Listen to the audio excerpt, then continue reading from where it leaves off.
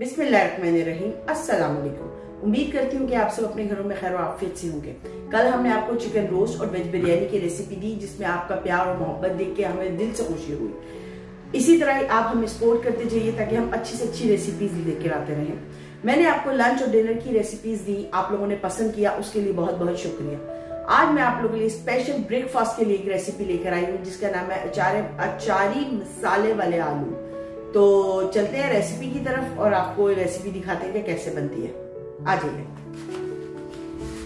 सब कुछ रेडी है।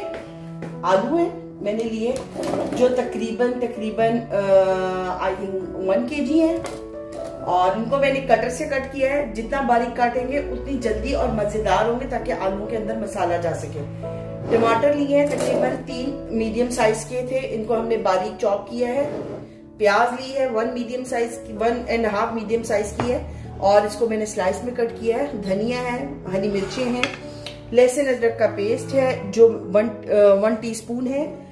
पिसा हुआ भुना हुआ जीरा है 1/2 टीस्पून। 1 टीस्पून ही हल्दी का है।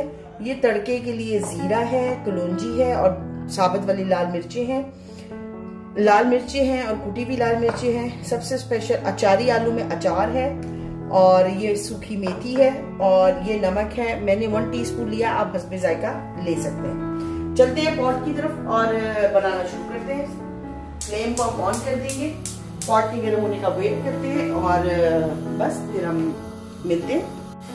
हम इसमें तकरीबन 2 से 3 टेबलस्पून ऑयल डालेंगे। आप इसको देसी घी में भी बना सकते हैं, लेकिन मैं इसे ऑयल में बनाऊंगी। तो ये हम ऑयल इसमें डाल रहे हैं। सबसे पहले हम इसमें प्याज डालेंगे।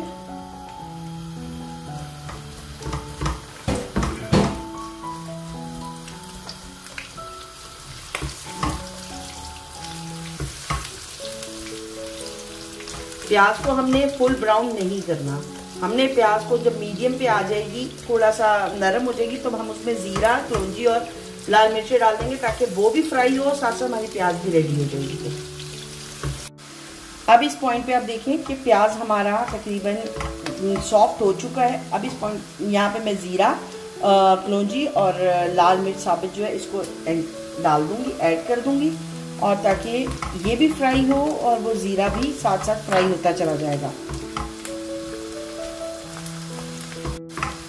प्याज हमारा देखिए तकरीबन ब्राउन हो चुका है, इससे ज़्यादा हमने ब्राउन करना भी नहीं है, और ज़ीरा भी हमारा फ्राई हो चुका है, हरी लाल मिर्च भी फ्राई हो चुकी है। अब हम इस पॉइंट पे इसमें लहसुन अदरक का पेस्ट सबसे पहले एंटर करेंगे। ये ऐड किया हमने, और थोड़ा सा मैं पानी ऐड करूँगी, जिसकी वजह से जब मैं मसाले डालूँ तो वो नहीं जले। यहाँ पे मैं फ्लेम को थोड़ा सा स्लो करूँगी, ताकि मसाले डालने के बाद उसको तेज कर लेंगे। इसमें हम हल्दी डालेंगे, हम भुना हुआ पिसा हुआ जीरा डालेंगे, लाल मिर्च पिसी हुई और कुटी हुई दोनों डालेंगे,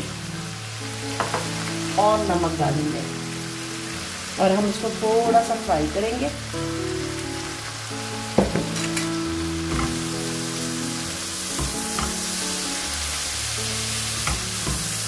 थोड़ा सा भूनेंगे इसको, मसाले को, और इस पॉइंट पर फ्लेम को भी तेज करेंगे, थोड़ा सा पानी डालेंगे और उसको थोड़ा सा भूनेंगे।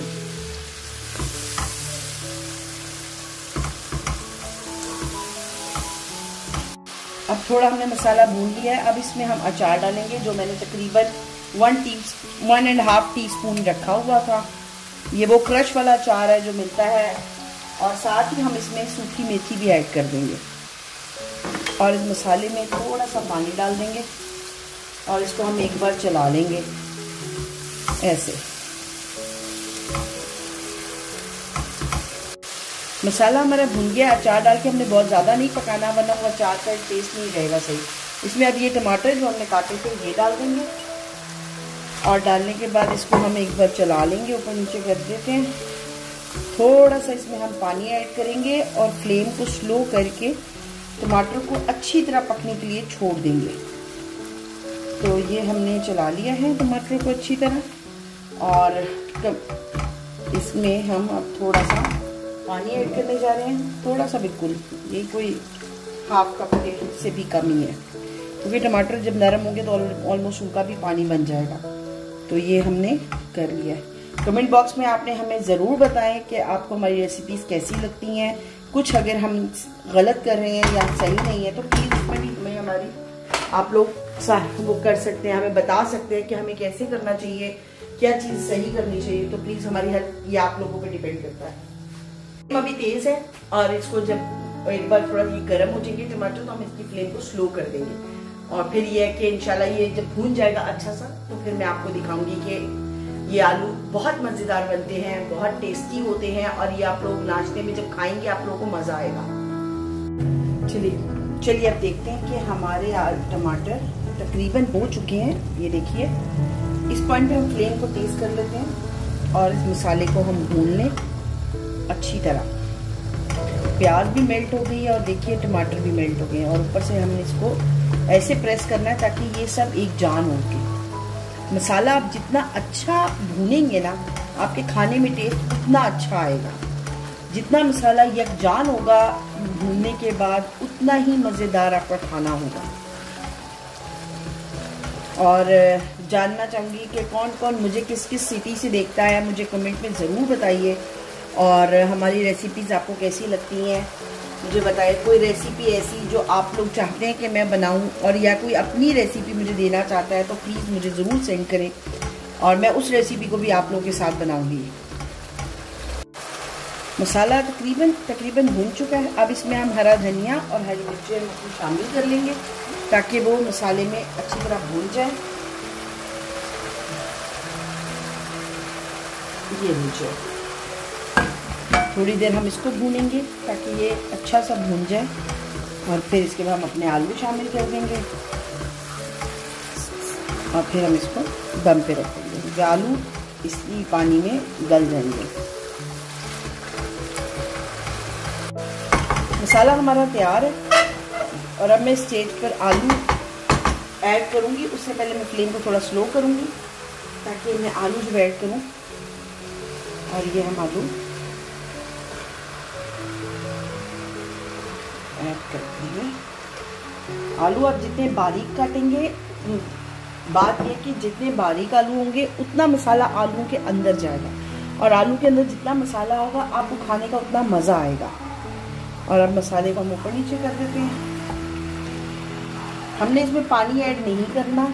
यहाँ यूरोप के जो आलू हैं इनमें पानी ऐड करने की आपको ज़रूरत नहीं पड़ती, लेकिन पाकिस्तान में जो आलू मिलते हैं उनमें ज़रूरत पड़ती है। इसलिए आपने अपने हिसाब से आलू को गलाना है कि आपको कितने गले हुए आलू चाहिए। हम लोग पानी बिल्कुल ऐड नहीं करेंगे और आप देखिएगा इसी पानी में ये बन जाएंगे। ये देखिए मसाला आलूओं में मिक्स हो गया है। अब हमने पानी भी देखें आ गया, मैंने हालांकि पानी डाला नहीं था। अब इसको हम 10 से 15 मिनट का 10 मिनट का पहले दम देंगे जैसे चावलों को दम देते हैं। आपने उस फ्लेम पे इसको रख दें और फिर आप 10 मिनट बाद हम इसको चेक करेंगे। आलू हमारे गल चुके होंगे, पानी हमने ड्राई कर लेना है। तो यहाँ पे हम फ्लेम को स्लो कर रहे हैं। तो 10 मिनट के लिए इसको हम छोड़ेंगे और फिर इनको देखते हैं कि हो चुके हैं।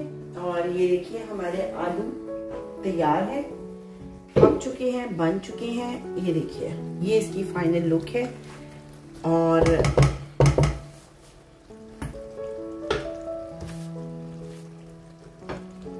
यहाँ पे हम फ्लेम ऑफ कर देंगे और इसको वापस कवर कर देंगे।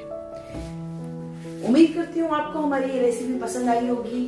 अपने घर में आप ट्राई करिए। इसको हम लोग रोटी से खाएंगे, आप रोटी से खाइए, पराठे से खाइए और पूड़ी के साथ भी। ये नाश्ते के लिए बहुत अच्छी रेसिपी है। आप लोग अपने घरों में ट्राई करिए और हमें कमेंट में अपनी राय का इजहार जरूर करिएगा।